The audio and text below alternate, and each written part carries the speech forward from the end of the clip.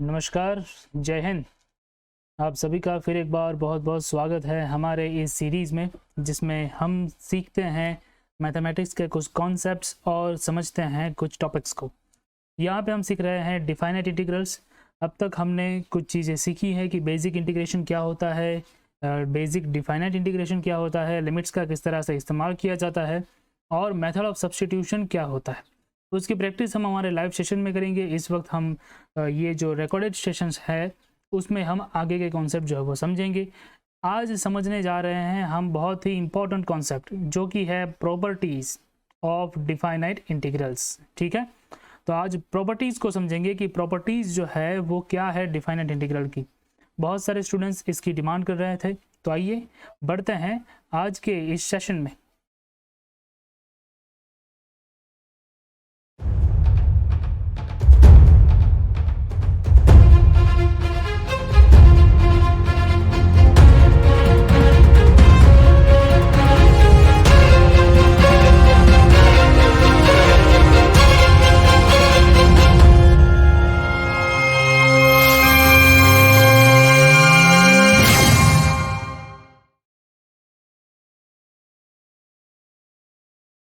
ठीक है, तो दोस्तों आइए आपको ले चलता हूँ आज के इस सफ़र में। तो आज जो है वो बहुत ही ज़्यादा आपको मज़ा आने वाला है, क्योंकि आज की ये जो प्रॉपर्टी है वो बहुत ही ज़्यादा इंटरेस्टिंग है। तो प्रॉपर्टीज़ ऑफ डिफाइनाइट इंटीग्रल जो है उसमें शुरुआत करते हैं पहली प्रॉपर्टी से। मैं आपको कुछ 7 जितनी प्रॉपर्टी जो है वो दिखाऊंगा, उसके एग्जाम्पल से हम उसको समझते भी जाएंगे। ठीक है, और आने वाले लेक्चर्स में उसका इस्तेमाल भी हम करते जाएंगे। तो चलिए दोस्तों, पहली प्रॉपर्टी, ठीक है, पहली प्रॉपर्टी मैं आपको यहाँ पे दिखाने जा रहा हूँ। तो पहली प्रॉपर्टी क्या है कि अगर आपके पास इंटीग्रल है ए से लेकर के बी का, मतलब कि ए आपकी लोअर लिमिट, बी आपकी अपर लिमिट, और मान लो कि फंक्शन है F of x D x का। ठीक है, तो यहाँ पे एक चीज़ समझने वाली है। जो नॉर्मल हमारा इंटीग्रेशन होता है, मतलब कि इनडिफाइनाइट इंटीग्रेशन होता है, ठीक है, उसमें ये जो फंक्शन है वो बहुत ही ज़्यादा मैटर करता है। ठीक है, क्योंकि आखिर में जो आंसर आएगा वो फंक्शन के बेस पे आएगा। ठीक है, ये वेरिएबल के बेस पे आएगा, राइट। यहाँ पे वेरिएबल जो है वो मैटर नहीं करता है। मतलब क्या है कि अगर आप x की जगह पे t भी लिखना चाहो तो भी मुझे कोई प्रॉब्लम नहीं है। ठीक है, इन दोनों का आंसर आपको सेम मिलेगा। अब आप मुझसे पूछेंगे कि किस तरह से ये होता है, चलिए मैं आपको दिखा देता हूँ। ठीक है, तो यहाँ पे मैं आपको एक एग्जांपल दे देता हूँ कि अगर आपके पास है प्रॉपर्टी नंबर 1 का एग्जांपल, इसलिए एग्जांपल नंबर 1 लिख रहा हूँ। ठीक है, अगर आपके पास है 0 to 1 x square D x है, ठीक है, तो मुझे ये बताइए एक्स स्क्वायर डी एक्स का आंसर क्या होगा। एक्स स्क्वायर डी एक्स का इंटीग्रेशन होगा एक्स क्यूब बाई 3। ओके, और आप 0 से 1 की जो लिमिट है वो अप्लाई कर दोगे। ठीक है, तो चलो पहले आप लोअर लिमिट अप्लाई करोगे, सॉरी पहले अपर लिमिट अप्लाई करोगे, तो ये 1 क्यूब डिवाइड बाई 3, और बाद में लोअर लिमिट अप्लाई करोगे तो 0 क्यूब डिवाइड बाई 3। तो 1 का क्यूब होता है 1 डिवाइड बाई 3, ये आपका आंसर आया, -0 आया। ठीक है, तो 1/3 इज योर फाइनल आंसर। ठीक है, चलिए अगर इसी क्वेश्चन में मैंने थोड़ा सा बदलाव किया होता, मतलब कि जैसा कि मैंने आपको बताया कि अगर मैंने वेरिएबल चेंज कर दिया होता, बाकी सब कुछ वैसा ही रखा है, लिमिट सेम है। देखो ये 0 से 1, ठीक है, और यहाँ पे भी 0 से 1, राइट, लिमिट सेम है, सिर्फ फंक्शन में मैंने वेरिएबल चेंज किया है, बाकी सब कुछ भी सेम है। ठीक है, x की जगह पे t लिखा है, x की जगह पे t लिखा है, देखो वहाँ पे x स्क्वायर था, यहाँ पे t स्क्वायर है, राइट, और कुछ भी फर्क नहीं है। तो क्या होगा, सेम चीज़ होगी। देखो ज़रा एकदम ध्यान से देखो, ठीक है, एकदम सेम चीज़ होगी कि यहाँ पे भी t क्यूब बाई 3 होगा। ठीक है, आप 0 से 1 की लिमिट दोगे, और क्योंकि ये t के रिस्पेक्ट में इंटीग्रेशन था, तो आंसर में आपकी t की वैल्यू जो है वो t की जगह पे ये जो सब्स्टिट्यूशन है वो रखने हैं।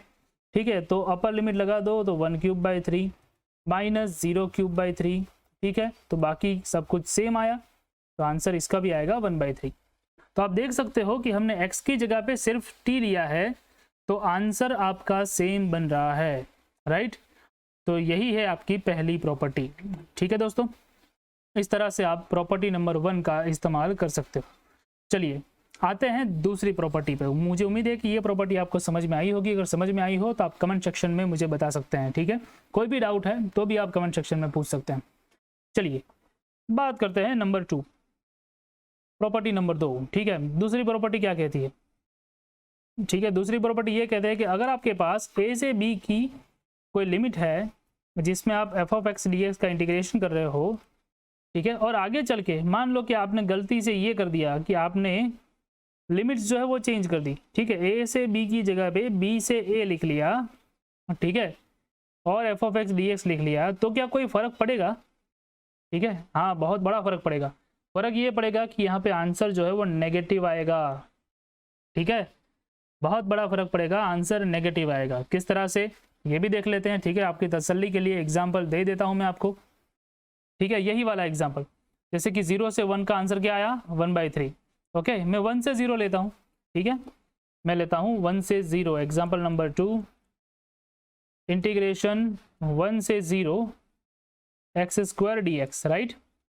तो क्या आंसर आएगा इसका, देखो ज़रा, ये भी फिर से एक बार x³ 1 से लेकर के 0, पहले मैं अपर लिमिट लगाऊंगा, ठीक है। तो 0³ / 3, बाद में मैं लोअर लिमिट लगाऊंगा तो 1³ / 3। तो 0 का क्यूब 0 हो जाएगा, डिवाइड बाय कोई भी होगा 0 हो जाएगा, सॉरी यहाँ पे डिवाइड बाय 3। ओके, चलिए, तो ये होगा 1/3, राइट। तो आंसर क्या आया आपका, -1/3, ठीक है। तो मुझे बताओ हुआ कि नहीं ये। तो आपने पहले देखा था, आगे जो आपने देखा था मैं आपको दिखा देता हूँ, ठीक है। यहाँ पे आपको आंसर आया था +1/3 जब 0 से 1 की लिमिट थी। तो ये कहना ये चाहता है कि अगर आपके पास 0 से 1 की लिमिट है, x² dx आप करते हो तो उसका आंसर 1/3 होता है, ठीक है। और आपने 1 से 0 कर दिया, x² dx कर दिया, तो उसका आंसर -1/3 आया, ठीक है। तो हमारी ये जो प्रॉपर्टी है उसका सही ढंग से पालन हो रहा है, ठीक है। सो a से b f(x) dx है, अगर आपने लिमिट चेंज कर दी तो आंसर नेगेटिव हो जाएगा, ठीक है। मुझे उम्मीद है कि आपको ये चीज़ समझ में आई है। अगर समझ में आई हो तो प्लीज़ मुझे कमेंट सेक्शन में बता दीजिएगा कि आप ये भी समझ रहे हो, ठीक है। कोई भी चीज़ आप कमेंट सेक्शन में मुझे पूछ सकते हैं, मैं हर बार उसका आंसर करने की कोशिश करता हूँ। अगर आप चाहें तो मेरे व्हाट्सएप ग्रुप में भी आप मुझे पूछ सकते हैं, ठीक है। यहाँ पे है हमारे पास आगे प्रॉपर्टी a से लेकर के b, ठीक है। मान लो कि f(x) dx है, राइट। तो ये आगे की प्रॉपर्टी ये कहती है कि अगर a और b के बीच में कोई पॉइंट c है, ठीक है। मान लो कि a यहाँ पे है लिमिट में, बाद में b जो है वो यहाँ पे है, और उनके बीच में कोई पॉइंट c है, ठीक है। तो आप ये कर सकते हो, ठीक है, आप ये कर सकते हो जो मैं आपको दिखाने जा रहा हूँ कि आप पहले a से c का इंटीग्रेशन करो f(x) dx का, और बाद में आप क्या करो कि बाद में आप c से b का इंटीग्रेशन करो f(x) dx का। दोनों का आंसर सेम आएगा, ठीक है। मैं ये ज़रा सा ठीक से लिख देता हूँ, ठीक है आपको। तो दोनों का आंसर सेम आएगा, ठीक है। तो ये कैसे होगा, उसको भी वेरीफाई तो करना ही पड़ेगा, आप वरना वेरीफाई किए बिना तो मानोगे नहीं, ठीक है। चलो मैं आपको वेरीफाई करके देता हूँ, ठीक है। तो ये कहना क्या चाहता है, पहले मैं आपको ये समझा देता हूँ, ठीक है। आपको जाना है घर, ठीक है। ये आपका कॉलेज है, यहाँ पे आपका घर है, ठीक है, बी पॉइंट पे। तो आप अपने कॉलेज से अपने घर जाना चाहते हो, ठीक है, अपने कॉलेज से अपने घर पे जाना चाहते हो तो डायरेक्ट भी जा सकते हो, there is no any issue. और अगर आपने बीच में मान लो किसी दुकान पे स्टेशन कर लिया, किसी दुकान पे आप रुक गए, तो भी मुझे कोई प्रॉब्लम नहीं है, ठीक है। अल्टीमेटली तो आप अपने घर पहुंचने वाले हो। हाँ, एक चीज़ है कि ये जो चीज़ है वो आपके रास्ते में आनी चाहिए, सी पॉइंट आपके रास्ते में आना चाहिए, मतलब कि उसी पाथ पे होना चाहिए जिस पाथ पे इंटीग्रेशन हो रहा है। आई बात समझ में, ये चीज़ बहुत ही ज़्यादा इम्पोर्टेंट है, बहुत ही ज़्यादा मायने रखती है दोस्तों, ठीक है। चलिए दोस्तों, मैं आपको समझाता हूँ कि ये किस तरह से अब होगा। तो ज़रा यहाँ पे देख लीजिए, 0 से 1 हमने किया था, उसका आंसर 1/3 आया था। मैं इसको डिवाइड करूँगा, ठीक है। तो ज़रा ध्यान से देखो। सो एग्जाम्पल नंबर 3, तीसरी प्रॉपर्टी का तीसरा एग्जाम्पल, ठीक है। हमको दे रखा था 0 से 1 एक्स स्क्वायर डी एक्स।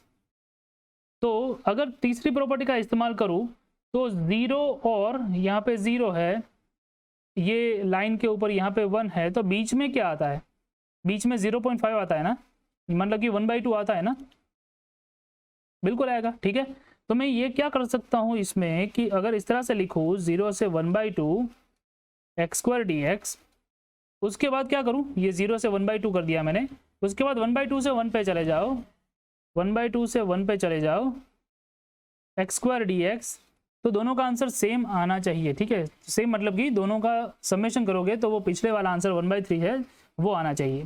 चलो देख लेते हैं, पहले का भी x³/3 ही होगा, फंक्शन तो सेम ही है, यहाँ पे लिमिट अलग अलग है।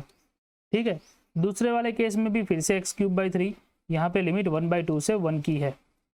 ठीक है, चलो पहले वाले में अपर लिमिट लगा दो बेटा, तो यहाँ पे 1/2 का तुम कर लोगे क्यूब, ठीक है, माइनस देखो यहाँ पे 0³ डिवाइड बाई 3, ठीक है, यहाँ पे डिवाइड बाई 3 करना रह गया। ठीक है, तो ये कर लेना, राइट। x की जगह पे पहले 1/2 रख दिया मैंने, उसका क्यूब कर दिया, डिवाइड बाई ये 3 तो था ही, ठीक है, और उसके बाद x की जगह पे 0 रख दिया और डिवाइड बाई 3 कर दिया। चलो ये पहला केस खत्म, पहले वाले ब्रैकेट का काम खत्म। बात करते हैं दूसरे वाले ब्रैकेट की, तो प्लस साइन, ठीक है, दूसरे वाले ब्रैकेट में पहले 1 का cube divide by 3 minus sine 1/2 का क्यूब डिवाइड बाई 3। अब तुम एक चीज़ देख ही सकते हो, ठीक है, अगर तुम इसको ओपन करोगे, ठीक है, तो ये पहले में क्या हो रहा है, पहले वाले केस में 1/2 का क्यूब डिवाइड बाई 3 हो गया, माइनस 0 हो गया, ठीक है, प्लस यहाँ पे 1 का क्यूब 1 डिवाइड बाई 3 माइनस इसका अगर आप करोगे, ठीक है, तो वो भी 1/2 का क्यूब डिवाइड बाई 3। एक चीज़ तुम देख पा रहे होगे कि ये जो है पॉजिटिव है, ये जो है वो नेगेटिव है, तो हो जाएंगे कैंसल। ठीक है, तो बचे क्या, यहाँ पे बचा सिर्फ और सिर्फ इतना 1/3 बच गया है बेटा। ठीक है, तो यही तो आंसर कब से आ रहा है, राइट, यही एक आंसर है जो कब से तुम देख रहे हो, राइट। तो इतना आसान था ये, तुम खामखा परेशान होते रहते हो। ठीक है, तो ये प्रूव करता है कि अगर आपके पास लिमिट है a से लेकर के b की f(x) dx, ठीक है, तो आप कह सकते हो कि a से लेके c f(x) dx और c से लेकर के b f(x) dx। ठीक है, हाँ, यहाँ पे कंडीशन इतनी ही है कि ये जो है वो एक ही पाथ में आने चाहिए। ठीक है, a पॉइंट, c पॉइंट और b पॉइंट एक ही पाथ में आने चाहिए, तभी ये कंडीशन सेटिस्फाई करती है। ठीक है, चलिए, अगर आप ये कॉन्सेप्ट पहली बार समझे हैं तो प्लीज़ मुझे कमेंट सेक्शन में बता दीजिए और इस वीडियो को लाइक कर दीजिए। ठीक है दोस्तों, चलिए बढ़ते हैं आगे के कॉन्सेप्ट में, आगे की प्रॉपर्टी में। तो बात करते हैं प्रॉपर्टी नंबर 4। ठीक है, प्रॉपर्टी नंबर 4 यहाँ पे ले रहा हूँ मैं। तो ये चौथी प्रॉपर्टी हमको क्या कहती है, चौथी प्रॉपर्टी तुमको बहुत ही सिंपल चीज़ कहती है। मान लो कि तुम्हारा इंटीग्रेशन 0 से शुरू होकर के किसी a लिमिट पे जाता है, ठीक है, 0 से शुरू होता है, किसी a लिमिट पे जाता है, तो मैं चौथी प्रॉपर्टी के हिसाब से ये कह सकता हूँ कि अगर मैं इंटीग्रेशन की लिमिट वही रखूँ 0 से a और f में थोड़ा सा बदलाव करूँ, ठीक है, ये f के जो वेरिएबल है उसमें थोड़ा सा बदलाव कर दूँ x माइनस a dx, तो भी आंसर सेम आएगा। अब तुम मुझे बोलोगे कि इसका क्या मतलब हुआ, ये समझाने के लिए मैं आपको ले चलता हूँ एग्जाम्पल में। ठीक है, तो चलो एग्जाम्पल में समझ लेते हैं। यही वाला एग्जाम्पल है ना, एग्जाम्पल तो हमारा एक ही रहेगा बेटा, ठीक है, उसमें कोई फ़र्क नहीं है। ओके, हाँ, तो यहाँ पे एग्जाम्पल नंबर 4, ठीक है, तो नंबर 4 में क्या समझना है हमको कि अगर आपके पास है i = इंटीग्रेशन 0 से 1 x² dx है, ठीक है, तो प्रॉपर्टी के हिसाब से प्रॉपर्टी ये कहती है कि अगर आपके पास 0 से a है, f(x) dx है, तो आप क्या कर सकते हो, 0 से a की लिमिट रखो, f में x की जगह पे a माइनस x रखो, तो भी आंसर सेम आएगा, ये कहना चाहती है। ठीक है, चलो मैं करके देखता हूँ। ठीक है, यहाँ पे a की जगह पे क्या है, 1 है ना, a की जगह पे 1 है ना, ठीक है, तो चलो शुरुआत करते हैं 0 से 1। ठीक है, x की जगह पे लगा देते हैं क्या, x की जगह पे, ओके, जहाँ पे भी x दिखता है ना वहाँ पे a माइनस एक्स लगाना है। तो a की जगह पे 1 है तो माइनस एक्स, तो 1 माइनस एक्स लगाओगे ना, लगा दो 1 माइनस एक्स, उसका स्क्वायर, ठीक है, स्क्वायर तो था ही, स्क्वायर तो फ्री में था, ठीक है, तो उसको रख लेना है। चलो क्या करोगे, 0 से 1, ठीक है, यहाँ पे एक्सपांड कर सकते हो समझने के लिए आसानी हो इसलिए, तो 1, ओके, और 2x plus x square dx। अब ये मत पूछना कि ये कहाँ से आया है, ठीक है, चलो भाई तुम भी क्या याद करोगे बता देता हूँ, ठीक है, a minus B whole square क्या होता है, a square minus 2ab plus B square, ठीक है दोस्तों। चलो इतना समझ लेने के बाद तुमको क्या करना है, इंटीग्रेशन करना है। पहले का इंटीग्रेशन x का हो गया, 1 का हो गया x, ठीक है, 2x का हो गया 2x स्क्वायर बाई 2, ठीक है, दो तो कांस्टेंट होते हैं, x का x स्क्वायर बाई 2 और यहाँ पे x स्क्वायर बाई 3, 0 से 1 की लिमिट, ठीक है। तो पहले मैं लगाऊंगा कौन सी लिमिट, 1 की लिमिट, ठीक है, तो 1 लगा दो x की जगह पे, जहाँ जब भी x दिखे वहाँ पे 1, तो यहाँ पे 1, यहाँ पे देखो ये दो तो कैंसिल हो गए, ठीक है, तो 1 का स्क्वायर बाद में 1 का क्यूब डिवाइड बाई 3, ठीक है। चलो माइनस, उसके बाद लोअर लिमिट लगाएंगे हम, तो लोअर लिमिट लगा दो, तो पहले 0, उसके बाद 0 का स्क्वायर, उसके बाद 0 क्यूब डिवाइड बाई 3, ठीक है, तो ये तो अल्टीमेटली 0 ही होने वाला है, सब कुछ 0 है। तो किसका तुमको करना पड़ेगा, एक ही बचा पूछा बचा है तुम्हारे पास, ठीक है, ये बचा है, कर दो, इसका आंसर क्या आएगा, ठीक है, पहला 1, दूसरा 1 का स्क्वायर 1, तीसरा 1/3, चलो ये 1 माइनस 1 0, आंसर बचा 1/3, ठीक है। चलो भाई ये तो कमाल हो गया, ठीक है, फिर से एक बार वही आंसर आ रहा है, मैंने बहुत सारी यहाँ पे छेड़खानी की है फिर भी आंसर वही आ रहा है, तो ये प्रॉपर्टी भी सही है, ठीक है, ये प्रॉपर्टी भी सही है, ठीक है, तो इसका हर पल कभी कभी इस्तेमाल किया जाता है, राइट। चलिए बात करते हैं अगली प्रॉपर्टी की। तो अगली प्रॉपर्टी में क्या है हमारे पास, प्रॉपर्टी नंबर 5, ठीक है। चलो तो यहाँ पे है इंटीग्रेशन करना है 0 से 2a, राइट। अब है a की जगह पे 0 से 2a। हाँ एक बात याद रखो, ये जो प्रॉपर्टी नंबर 4 है वो तभी काम करेगी जब लोअर लिमिट आपकी 0 है, लोअर लिमिट आपकी क्या होनी चाहिए, 0 होनी चाहिए, ठीक है। चलो अगर मैं आपको कह दूं कि 0 से 2a की लिमिट है, ओके, और अगर आपको f ऑफ x dx दे रखा है, ओके, तो आपके पास कौन सी प्रॉपर्टी है बेटा, तो आपके पास प्रॉपर्टी ये है कि आप पहले 0 से a लिख सकते हो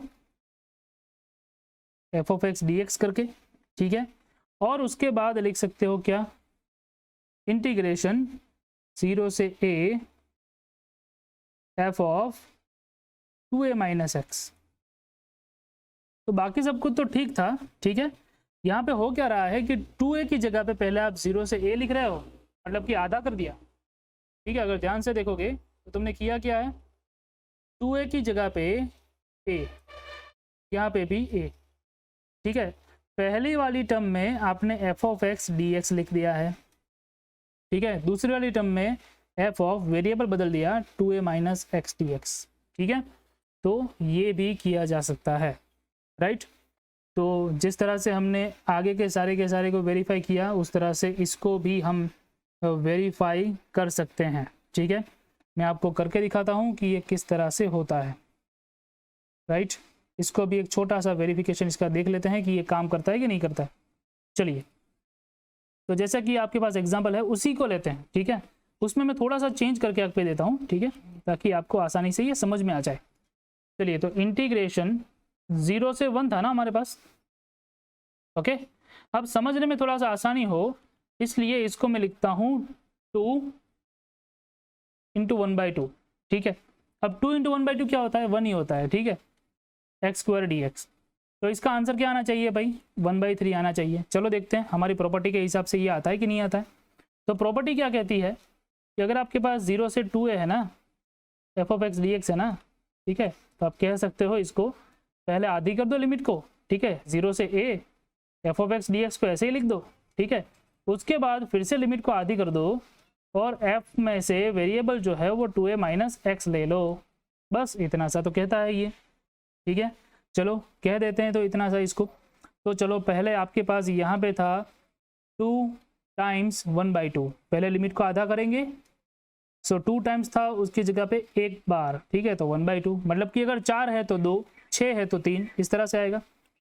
x² dx पहले बोल रखा है कि भाई फंक्शन को ऐसे ही लिख दो, ठीक है, कोई बात नहीं, चलो लिख दिया।